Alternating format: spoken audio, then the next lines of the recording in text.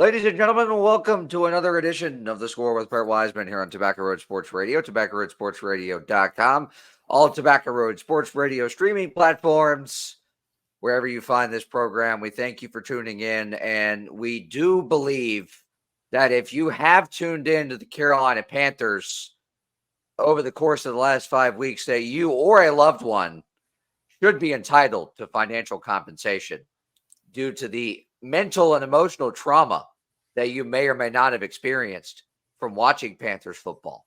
We're actually setting up a hotline for those of you who call. It's called 1-888-WTH-CAR. So dial that number and voice your concerns to Frank Reich. Frank Reich will then respond with a name of someone who he thought was on the field but wasn't, and then we'll design a play for someone who's not on the field. Anyways, Will Higdon has joined the program to voice his displeasure with the state of this team. And I talked about it last week with Desmond on his show from the Carolina Classic Fair. I talked about it with him on Franchise Players.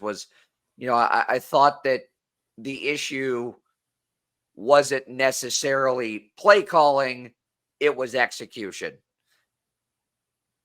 After watching Sunday's game, it's pretty clear that the problem is play calling, because when 2 weeks in a row you have Frank Reich after the game saying, "Oh yeah, that was supposed to go to this guy," that guy went on the field, okay?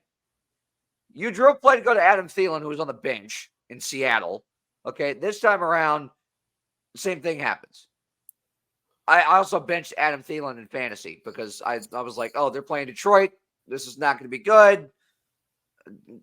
Dude goes off for 147 yards. That's just what I get. I never make the right start-sit decisions, so no matter how hard I try. But that's not what the show's about. It is about play calling. And somebody made the point to me, and I want to see if you agree with this. Somebody made the point to me that Frank Reich is just Matt Rule with NFL experience.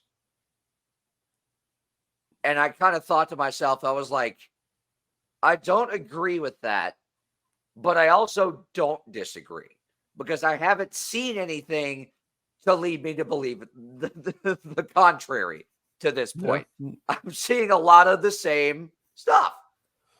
Stuff we didn't see under Steve Wilkes. What I'm seeing is there's not a lot of accountability from the coaching staff of, I made the wrong call. I drew up the wrong play.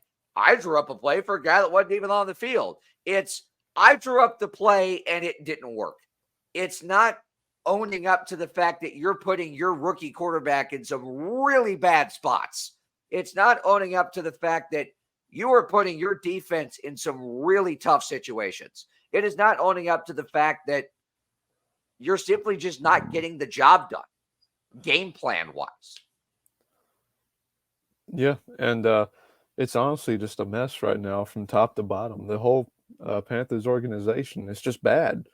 And yeah, I disagreed with that at first, that he's Matt Rule, but with NFL experience. But then I kind of thinking about it, he's not wrong. Like, I haven't seen anything to be proven otherwise. See, that's the thing. Like, you think about the statement, Frank Reich is Matt Rule with NFL experience. You think about the statement, and in your head, you're going, no way. But they're two totally different coaches. They're totally different people, yada, yada. And then you start to think about it a little bit. You're like, I really haven't seen anything in 5 weeks that's any different than what I saw the first 5 weeks last year. I don't know if you saw this either, but there was a quote after the Lions game where it was about Terrace Marshall Jr. He was said, and Terrace Marshall he played pretty well in the game against the Vikings, but he came out and said, because Terrace Marshall didn't get a single catch or target on Sunday, and then Wright came out and said, "Oh, we forgot to get him involved." Like, what are you talking? What do you mean? How does that happen? Like, literally, how does that even happen, bro? Let's abundant. See, you draw up plays for guys that aren't on the field. you forget certain guys are in the lineup. It's a mess, bro.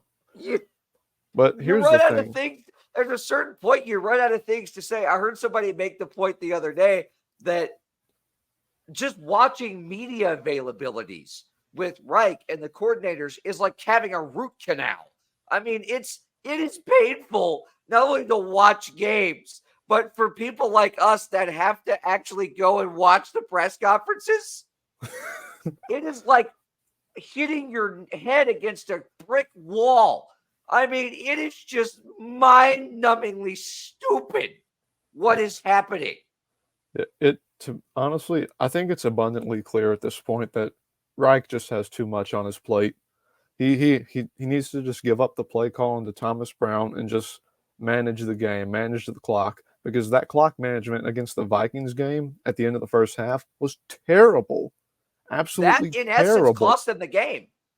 Yeah, at least now, I mean, they did get 3 points out of it, but still, you have 2 timeouts and the clock was at 30 seconds. Take the timeouts. Try to get in the Yep. end zone. Dude, take a deep shot. Don't just let the clock run to like 6 seconds and then leave a timeout on the board. That is terrible. I Ask think Mario Cristobal about clock management. the locale of the week. Yeah. But We'll get to that with Steve Wiseman in a second, but go ahead. I was gonna say, I think if they get boat raced by Miami on Sunday, I I think don't know if someone it's an might get. if at this point. Yeah, it's gonna be a win. Then they might drop another 50 burger on us, but at this Not point, 70, just 50. they'll take it. They'll have Let's, mercy, the mercy rule. But I think Mike this is gonna end. McDaniel's going to sit over there and go, okay, yeah, maybe these guys are real. I can't kick these guys while they're down. Yeah, you just feel bad at that point. But Mike I do. McDaniel's like, yeah, I'll knock the crap out of Sean Payton, but nah, I can't do that to you, Frank. Yeah, but at the end of the day, I think this might end with someone getting fired. Because remember, last time the Panthers played the Dolphins, there was a bye week and Joe Brady got fired. And now we have the Dolphins and a bye week. Someone might get. I think it's got to be Scott Fitter at this point. And what's and I lead this way with the Broncos as well. Is there blame on Frank Reich and the coaching staff? Yes, absolutely, 100%. Was there blame on Nathaniel Hackett for what happened with the Broncos last year? Yes, 100%. But you bring in an experienced, long-tenured coach in Sean Payton who has won a Super Bowl. You bring in a guy in Frank Reich who has been experienced. He's coached everywhere. He played for the Panthers. The move just made sense. Some of us might not have agreed with it, might have wanted Steve Wilkes to stay, but the move at the time, it made a lot of sense. Now we're seeing that it's ultimately was the wrong decision, but I leaned away with the Panthers the same way I'm leaning with the Broncos, which is, and Sunday's Jets-Broncos game told me a lot about this too, because Nathaniel Hackett was the offensive coordinator on the other sideline. It told me that the problems with both of these franchises and their ineptitudes, respectively, are not the fault wholly of coaching. The blame on coaching is a trickle down. The blame is not almost solely on the front office here. The biggest problem, not the only problem, the biggest of the issues is the fact that the front offices are incompetent. Yeah, I mean, Scott Fitterer has made a lot of great moves in his time, but the last 2 or 3 years, things have just continued to trend downhill. Honestly, I don't think he ever wanted to fire Matt Rule. I think he was forced to fire Matt Rule. I think he wanted to keep Matt Rule as long as possible, but that's also telling of him being a bigger part of the problem than people are being led to believe. well, the thing we have to keep in mind too is that David Tepper hired Matt Rule before he hired Scott Fitterer, so the power balance was already messed up on that from day one. But if you look at Scott Fitterer's moves, he's made some good moves, right? He signed Austin Corbett, who's probably our best lineman at this point, I mean, it's clear with his absences has completely changed the scope of the line. But he signed Austin Corbett. He brought in Johnny Hecker, who's a really good punter. He signed Bradley Bozeman last year. He brought in Dante Foreman. Yeah, he's drafted some. Well, I wouldn't even say that he's drafted some good players because, I mean, his best player that he's drafted is J.C. Horn. He's hurt all the time. Ike Ekwonu looked good last year, but he's regressed a bit this year. But the jury is still out on Bryce Young. Only time will tell on that one. But if you look past in the later rounds, the only two players that I think really come to mind that he's hit on are Brady Christensen and Chuba Hubbard. Like everyone else, I can't remember a single person. Like if you look at the 2022 draft, that draft looks terrible now. Ekwonu is the only player who's still on with the team. And that draft was only not even 2 years ago. The trading up for Matt Corral looks terrible in hindsight. Trading up for DJ Johnson, who can't even see the field this year, looks terrible. And Terrace Marshall, who was a second-round pick that he drafted, hasn't amounted to anything right now. And usage was forgotten about, apparently. Yeah. His existence. And also the trades he's made. He was here when we gave up a second-round pick for Sam Darnold. He gave up a third-round pick for C.J. Henderson, who gets burnt every Sunday. He gave up a conditional fifth-round pick for Baker Mayfield, which didn't work out, but it was worth the risk, I guess. Yeah, that was the most low risk trade I think he's made for a quarterback. You look at the Sam Darnold trade, that backfired big time. For me, the biggest thing here is the Panthers don't have a number one receiver. That's clear, obvious, and evident. Yeah. The problem lies with the fact that you traded away a guy that had number one receiver ability, potential,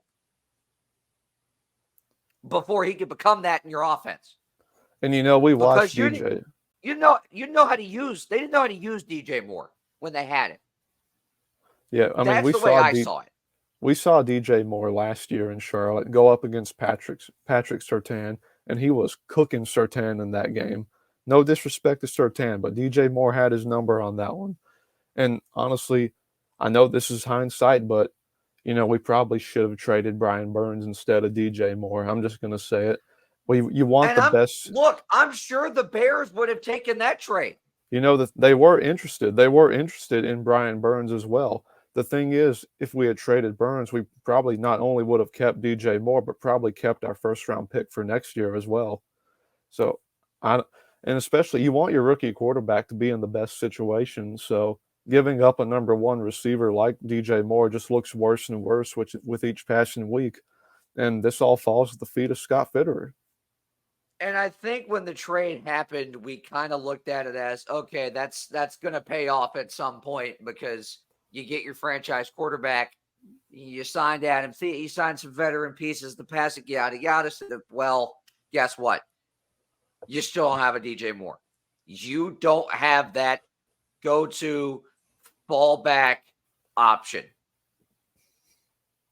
Why Zach Wilson is in such a good spot, I think he's in such a good spot right now with the Jets, is because Aaron Rodgers brought over two pretty good veteran receivers. Well, he also has Garrett Wilson.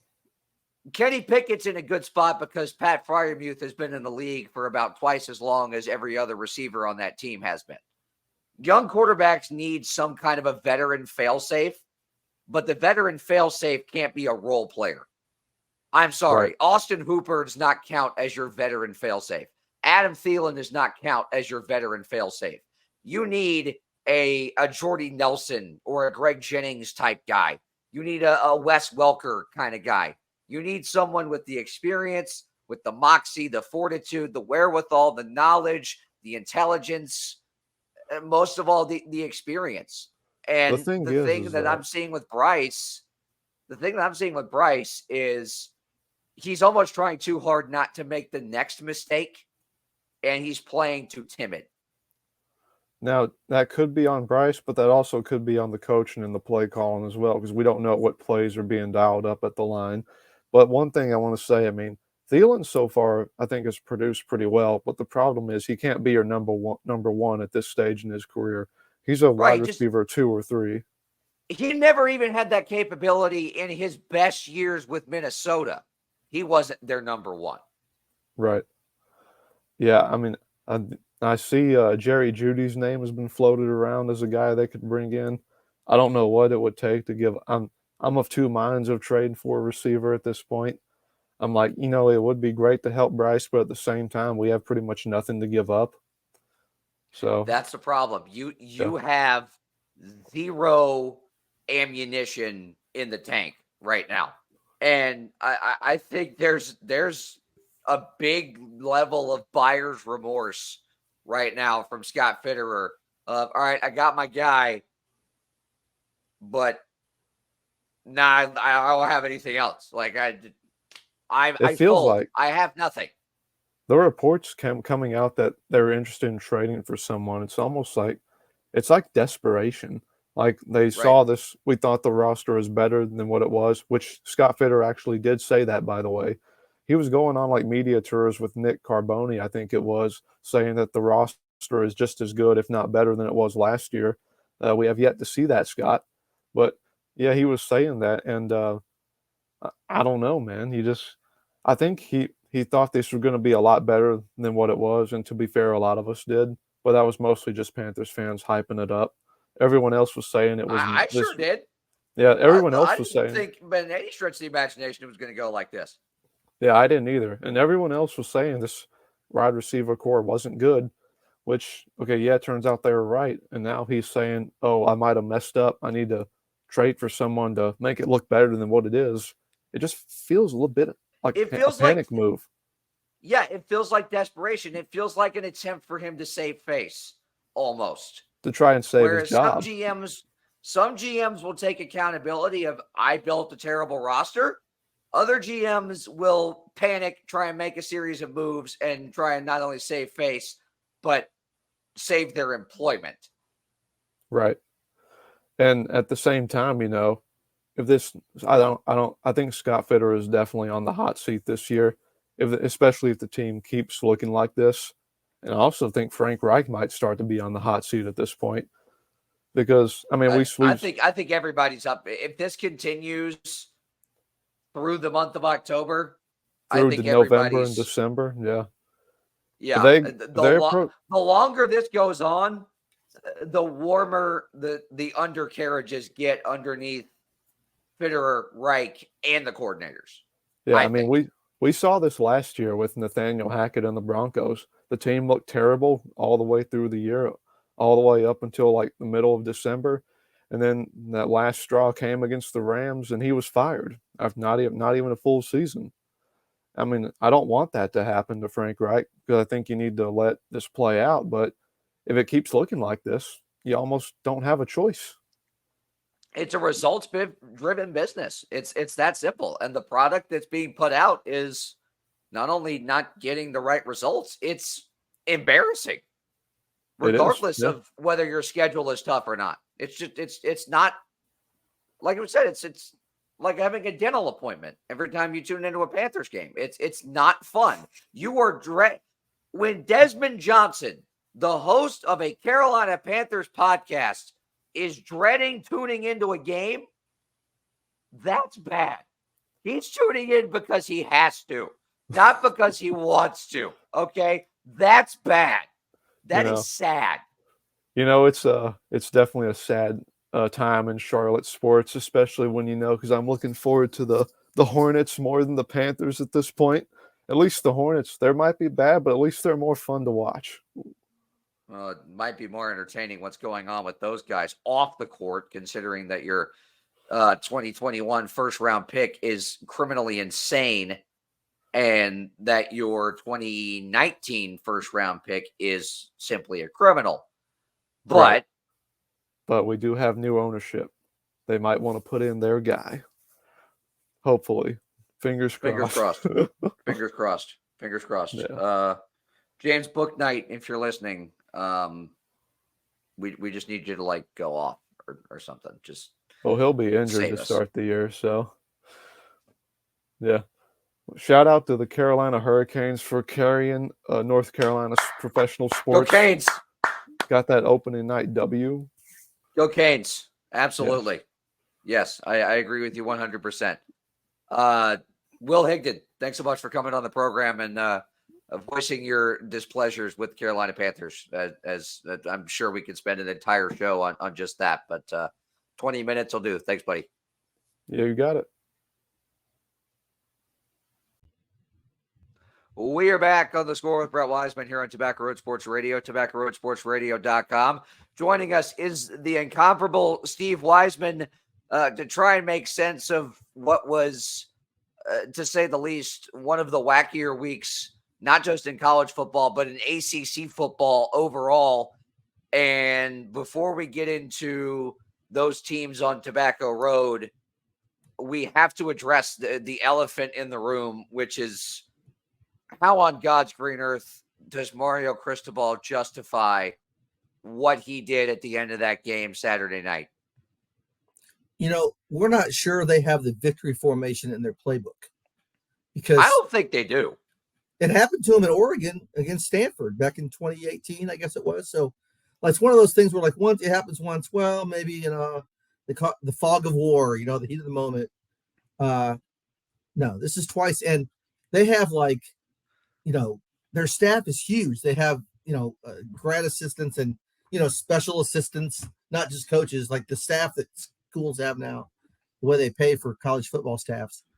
Like, there's somebody that knows, how many plays you got to run, how many times you got to take a knee to run the clock out without having to punt or whatever. And it's inexcusable. It's inexcusable.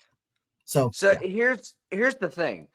I went back and watched both of these instances side by side. I watched the Stanford Oregon game, which, by the way, Justin Herbert was the quarterback in that game, for those of you that were unaware. So, fun fact. Good pull. That's cool. Yeah. Yes. I went back and watched both of them side by side.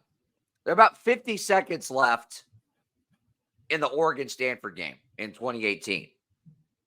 There were 25 seconds left when the ball was spotted in this Miami Georgia Tech game, which means, Steve, they wouldn't have even needed to run another play. No other knee would have needed to have been taken because the play clock would have been dead. That makes the second time this happened 3 times dumber than the first one. Yikes. And lots of explaining to do. For him to come out after the game and say, quote, I should have stepped in. To me, that just kind of speaks to how he delegates things out, because it took 3 days for his OC to come out and say, yeah, I screwed it up. And then it took another day after that for Mario Cristobal to come out and say, yeah, ultimately the decision falls on me, as if at some point in the past 72 hours, it didn't. But it should have, right? You're the head coach. You're the guy getting the $9 million a year or whatever the hell they're paying him down there. And Shannon Dawson, the OC, said that it was, quote, the wrong decision. And that was all he said. He said, I made the wrong call. Mario Cristobal then says, well, I should have, overrode said call. Yeah, you should have. Yeah. Thanks. So here's the question. Nostradamus of the end zone. Will he do it? Will he next time make the right call? He's 0 for 2, right? Yeah.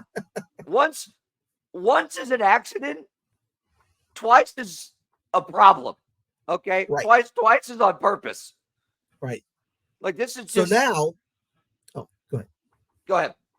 I was going to say, well, now they got to come to Chapel Hill this weekend, right? And, I think it's one of those things where Miami is now, they were kind of under the radar a little bit. Like, they were ranked, but nobody was really talking about the U is back and all that business, right? Well, now they're getting all this attention. It's negative, but I think their opinion probably is any attention is good attention, because that kind of seems like a Miami way to go about things. Yeah. Yeah, exactly. And it's been since they've been in the ACC, it's been more of this than the good kind. But so now they get a chance to come in. Nobody's expecting anything of them. against Tar Heels, who played really well last weekend. So, yeah, maybe this will be a chance for them to, play loose and free. I don't know. I mean, for me, it's kind of surprising, and to you, even as an AP voter, that they stayed ranked after that.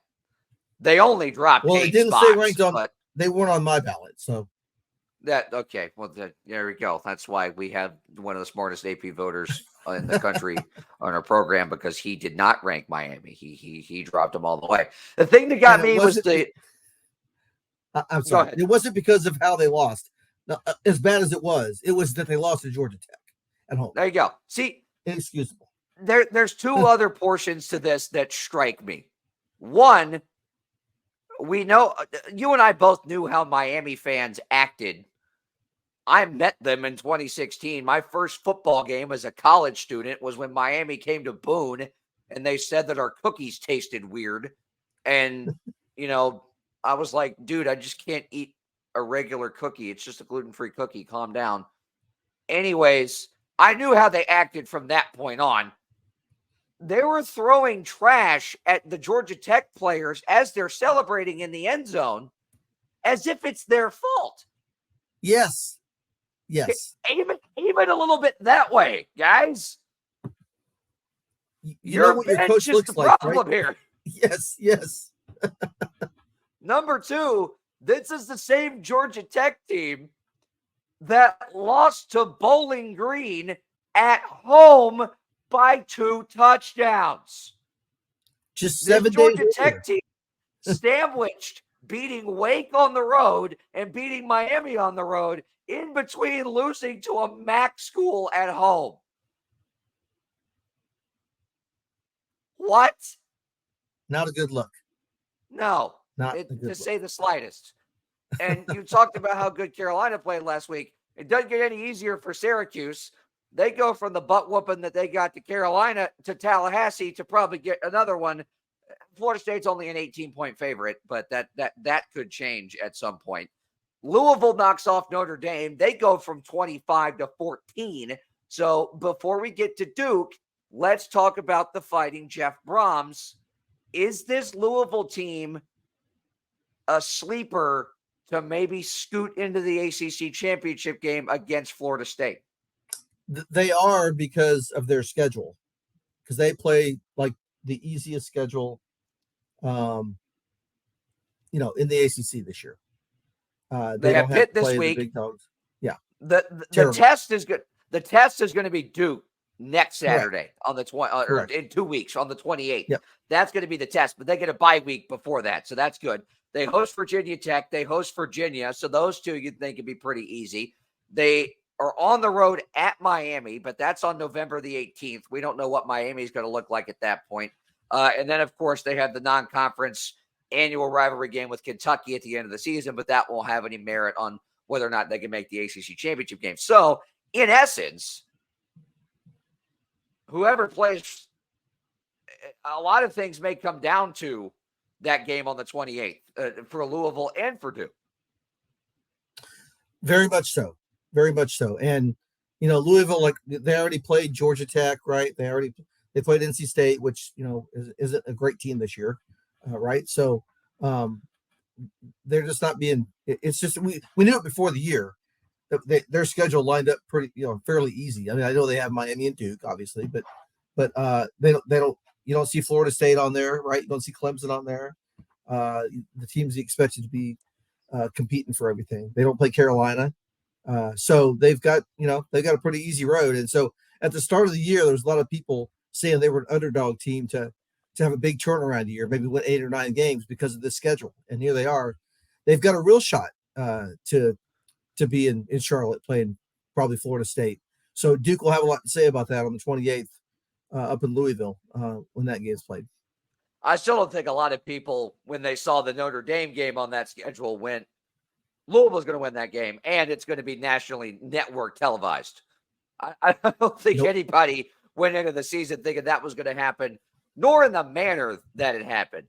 Notre Dame had won, what was it, like 28 straight games against ACC opponents, and then it was 29, yeah. They get boat raced by Louisville. not Clemson, not Florida State, not the usual suspects, Louisville. Again, Sam Hartman had a terrible game, right? All the turnovers. Right. Seems like he had one game like that last year for Wake. I can't remember who it was against, but was it against Louisville? WikiLeaks. Ding, ding, ding. The Cardinals haven't figured out with inside information. So as great as Sam played against Duke, right, 7 days earlier, in that scramble and everything, that he made the great play. He had a bad night and it cost him. And I know there's a lot of Duke people that are like, they missed their chance because they had him. They had a chance to be like Louisville did. Duke would be a top 10 team had they won that game. I'm pretty sure. Right. Wow, that's how different things are. But Louisville had an off night. I mean, Notre Dame, excuse me, had a bad night. Made some that weird decision in the fourth quarter when they were down 10 points and went for it on 4th and 11 in their own territory. I mean, very, very odd. I didn't get that. See, at that point, it almost sounds like you're desperate for something to go right, which is kind of what it came off to me as. Which they're too good a team to be in that situation. Right. Yeah. Right. If it's 4th and 3 or 4th and 5, okay. 4th and 11, no, you're asking for trouble. You're throwing stuff at the wall and seeing what sticks at that point, because you're up the creek without a paddle, as they say. Let's get to this NC State Duke 8:00 showdown on the ACC network, which I'm assuming that's going to be a Wes Durham will be there. I would hope that Wes would be there doing the play-by-play as he was last week for that Miami Georgia Tech game. But this is another primetime game at Wallace Wade. I don't know if there's a record for 8:00 kickoffs during a single regular season at home, but it's probably been surpassed. This is 3. This is now the third one. So if there was a record, it's either tied or been broken. So what's Riley Leonard's status for this? Yeah, I don't see him playing. I'm pretty confident in that. He has been out, on the field, throwing the ball around and everything. He's making great progress. And, I don't think it's outside the realm of the possibility for him to play against Florida State. I would expect him for sure to play against Louisville, barring some sort of setback. That's always the case, right? But, they're going to have to, they're getting Henry Beelan, the redshirt freshman, ready to play. And we're going to see what he's got most likely. Again, they haven't ruled him out yet, but everything I know, I would be surprised to see him play. It's just too soon. It's 2 weeks after a high ankle sprain. There's too much of a threat for re-injury that could really set him back a long way. So you want to try to, balance that, right? And right, certainly you're going to need him against Florida State. Right, and I don't think you want to rush him back against an opponent that, they're 4-2, but look at who they played, look at who their 2 losses are against, and look at their margin of victory in a lot of these games. They skated out of a non-conference game. Not that Marshall is bad, but no. This is not Marshall almost won Conference USA 2 years ago, Marshall. This isn't even Marshall of last year, first year in the Sun Belt, beat Notre Dame, Marshall. This is a regression Marshall team that almost went in there and beat NC State. So take that for what you will. I don't think you want to rush Riley Leonard back against an opponent like this, even though it's an in-state rivalry game. I also don't think you want to rush him back right before a bye week, especially with as important of a matchup you have on the other side of it. Yeah, that's it. NC State, for all their troubles on offense, before last week against Marshall, they have a pretty good defense. Peyton Wilson makes things happen at linebacker. He gets after it. He can cover a lot of grass. And I think it's probably best for Henry Beelan to be under center and, try to get by with him. He's not Riley Leonard, but Duke counts on their running game far more than their passing game. They're not a team that expects, we have to throw the ball, 50 times and have 300 or 400 yards passing to win. That's not how they've been winning. They've been winning with a running game and with a strong offensive line play. not turning the ball over, not committing crucial penalties, all those things. Those things should be irrespective of who the quarterback is. They should be able to do those things, right? So that's what they're counting on. Right. What kind of things has Mike Elko at least been hinting to in terms of game planning and just having this kid just manage the game? Because I think that's ultimately the goal. You got to trust your defense to go out there and play like they've been playing. You got to trust the run game. So all you're asking him to do is throw the ball maybe 10 or 15 times, maybe run it a handful of times, not nearly as much as Riley Leonard would run it, but you're asking him to hand the ball off 30 times probably. You're just asking him not to turn it over. Right. And he's got some running ability too. He does. And there may be times when they want him to just take the snap, tuck it under and go, a little bit safe play like that, right? NC State's going to want him to pass. They're going to try to force him into passing and hope that he isn't as accurate as Riley. He's got a stronger arm. He really has actually a stronger arm than Riley does, frankly, just pure arm strength. But it's the accuracy with a young quarterback, his first college start. There's a lot of things you don't know until we see him play in this situation. He's played against Lafayette. He played against Northwestern a little bit. He played one game last year during the redshirt year, but nothing compared to this. So there are things you just don't know about him until you see him out there. But I know he has some ability. He's far more prepared to play now than he was last fall with all the work they've done with him. Duke in practice, they rep their second team quarterback as much as anybody that I know of to get him in with the first team guys. So he's as prepared as he can probably be for somebody who's never started a game. Quickly, let's spin around the rest of the country since you are indeed an AP voter. The game of the weekend is up in Seattle between the Washington Huskies and the Oregon Ducks. And I'm going to ask you, Steve, this may be stretching it a bit, but does the quarterback who wins this game win the Heisman? It's a good question. This week I had to submit a preseason All-American team.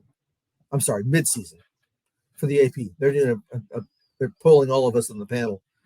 And I put Penix as my quarterback based on all he's done this year, which is a lot, right? Which is a lot. Yes. So I think he's like, you're right. Whoever wins this game shoots to the top of that Heisman list. And right now it's Penix, I think. And, Bo Nix has to try to knock him down. The defense has to knock him down. But that's if Bo Nix can outplay him, Oregon has a good chance of winning. And the winner of this game is in position to compete for a playoff berth because Pac-12 is pretty strong this year. So this is a big one, a little boost up whoever wins it in the top 5 probably. And that's the other part of it is do we dare even push forth the notion that the Pac-12 could get 2 teams into the playoff? I mean, it's entirely possible that USC and one of Oregon or Washington could get in. Yeah, it would take, one would have to get in with one loss, obviously, right? Because they can't all go undefeated because they play each other, which is a great thing. So we get some playoff action in the season. Yeah, it is possible because they're going to have strength of schedule, strength of record is, I guess, how the committee calls it, right? Strength of record, and we'll see how that goes going forward. I am very skeptical of Southern Cal's defense. I like Oregon and Washington better than them. So I think, but I can prove it wrong. Maybe they can, nut up and get it done. I don't know, but they haven't shown it so far this year. That was a bit of an off week for them last week. But one more thing before we let you go. Somebody made the point the other day that North Carolina was shaping up to be a playoff. What do you feel like the realistic possibility is of that? Well, they'd have to go undefeated, and they'd have to beat Florida State in the championship game of the ACC. So that's for sure. They still have to play Clemson. They have Duke at home. Those are going to be. They have Miami this week at home. So those could be 3 quality wins for them on their schedule. Again, they don't have Louisville, but So Florida State, they would have to beat them to knock them out, right? Right. To move up past them. But that's the only way it can happen. And then some other things may have to happen around the country to give them an opportunity. In the Big Ten, Ohio State's got to play Michigan and Penn State. All three of those teams play each other. So Right. that's going to create losses for those guys. That'll not, only one Big Ten team will probably get through that gauntlet, right? You won't have two. So, so but that would put the Tar Heels in a situation where maybe they could be in that conversation. But they're playing well enough right now. They should be in that conversation. That I agree with you. They're playing good enough. They should be in that conversation, and Drake May should be in a Heisman Trophy kind of conversation. The way he's playing, and you said it right there with teams kind of canceling each other out. The one outlier from that is Georgia, because Georgia doesn't really have an opponent in the SEC. They have opponents in the SEC down the stretch that are good. They have they have an Ole Miss, they have an LSU, they of course have Florida. They don't have other playoff contenders because we've already crossed Alabama off the list completely. They also don't play Alabama and wouldn't probably until the SEC championship game. So Georgia, you can almost pencil them in because unless they just absolutely collapse for one or two of these games, even with one loss, they would probably still be able to slide in at the back end of the top four. But right now, they're the top dog. You go ahead and pencil them in. The other three slots could be any number of different combinations because the 8 to 10 teams that are vying for 2 through 4, for the most part, end up playing each other at some point over the next month and a half. Right. So you can have some teams, through that process get knocked down. And that's where, like, Florida State is undefeated right now. They have the win over LSU. They beat Clemson. They're going to get Duke. So we're going to see, and then they get Florida at the end of the year, which Florida's not great this year, but it's an SEC team. So they're going to have enough on their resume. Obviously, if they go undefeated, they're going to be in the playoff. I don't think anybody can deny them if they're undefeated because of where they are now. And that's where, like, if Carolina would have to knock them off in the ACC title game to take that spot. But you're right. Other leagues are going to, knock each other down like that. So, like Texas lost to Oklahoma, right? So now Oklahoma's in conversation. They could play again in the title game, right? So they could. That is right. They could do that. Yeah. Then we'll have a conversation about that. So it's going to be fun. We are only getting started with all this craziness. It's only going to get wilder. Steve Wiseman is on the program trying to make sense of it all for us. Steve, thanks so much. We appreciate it. Yes, sir.